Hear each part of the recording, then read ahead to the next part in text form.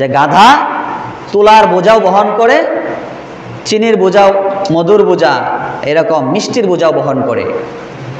গাধা তুলার বোঝা বহন করে, মিষ্টির বোঝাও বহন করে, কিন্তু কোনটা মিষ্টি কোনটা তুলা সে এটা বুঝে না, সে এটা বুঝতে পারে না। এরকম ভাবে আমাদের সমাজের নারীরা নিজেদের মর্যাদা, আল্লাহ তাআলা তাদের কত মর্যাদা দিয়েছেন, তাদের কত সম্মান দিয়েছেন। আল্লাহ নবী সাল্লাল্লাহু আলাইহি ওয়াসাল্লাম বলেছেন, যেই মহিলা তার স্বামীকে সন্তুষ্ট রাখবে, তার স্বামীর সেবা শুশ্রূষা করে ইন্তেকাল করতে পারবে, আল্লাহ তাআলা তার ইন্তেকাল করার সঙ্গে সঙ্গে তাকে জান্নাতের ফয়সালা করবেন। সুবহানাল্লাহ বলে। অপরদিকে রাসূল সাল্লাল্লাহু আলাইহি ওয়াসাল্লাম বলেছেন, ওই ব্যক্তি প্রকৃত মুমিন, ওই ব্যক্তি প্রকৃত মুমিন, প্রকৃত ঈমানদার, যার চরিত্র ভালো, যার চরিত্র ভালো। আর ওই ব্যক্তির চরিত্র ভালো যার উপর তার স্ত্রী সন্তুষ্ট, যার উপর তার স্ত্রী সন্তুষ্ট। এখন তো আমাদের সমাজে বিয়ে করছে,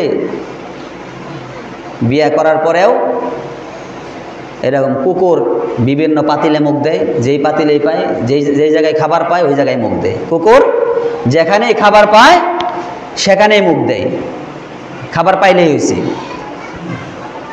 পায়খানা তো মুখ দেয়, খাবারের পাতিলেও মুখ দেয় কুকুর। তাহলে আমাদের সমাজেও এমন কিছু পুরুষ আছে, এগুলো হলো কুকুর মার্কা। যেরকম কুকুর পায়খানাতেও মুখ দেয়, খাবার পাতিলেও মুখ দেয়।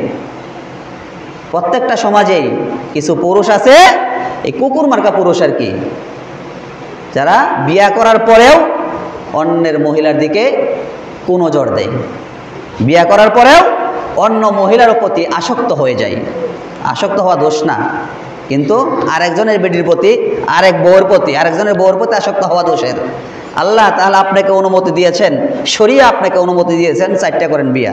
আপনার যদি প্রয়োজন হয়, ভরণ পোষণ সমস্ত হকগুলো আদায় করতে পারেন, আপনি বিয়া 4টা করেন, কোনো সমস্যা নাই। কিন্তু অন্যের স্ত্রীর দিকে নজর দেওয়া যাবে না, যাবেনি। অন্যের স্ত্রীর দিকে নজর দেওয়া আপনার জন্য হারাম। আর আল্লাহ তাআলা 4টা বিয়া করা আপনার জন্য বৈধ করছে।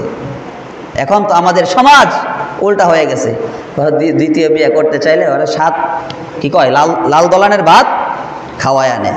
এই জন্যেই সমাজে অপকর্ম, জিনা ছয়লাভ হয়ে যাইতেছে। সমাজে জিনা, ব্যভিচার এই জন্যই বাড়ছে।